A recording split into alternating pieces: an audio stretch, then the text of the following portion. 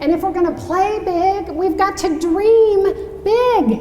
And your dream cannot be based on your current circumstances. When I decided to start my company, I had been a school teacher and a stay-at-home mom. And I decided I was building $1 million business. That was my goal. Now, I have to tell you, when I started my business, in my first year, my sales were $4,000. I know, I came out of the gate fast, didn't I? $4,000.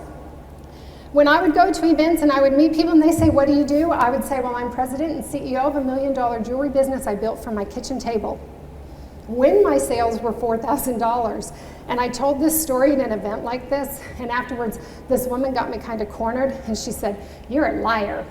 I said, I'm a liar. She said, yeah, you told people you had $1 million business when you didn't. I said, oh, sweetie, I had $1 million business. All the money had just not arrived yet. It finally caught up with me. But I had a dream, and I did not let go of that dream. And see, what happens is most of us sit around trying to figure out how. One day, I got into my 4th year in business. Now, by my 4th year, I was up to 18,000. So, I mean, I was on a fast trajectory. 18,000. Get a handwritten letter from an older gentleman. It's all shaky. He says, hey, little lady, I'd like to see samples of your jewelry. So I call him up. Nobody else was beating down my door. And we got to talking, and he said, well, why do you not display at this trade show? And I said, I've tried. They won't let me in. To get into this industry, you had to have 3 recommendations from within the industry, which made no sense to me. I'm like, well, how do I get the endorsements if you won't let me go to the trade show and meet the people that can give them to me?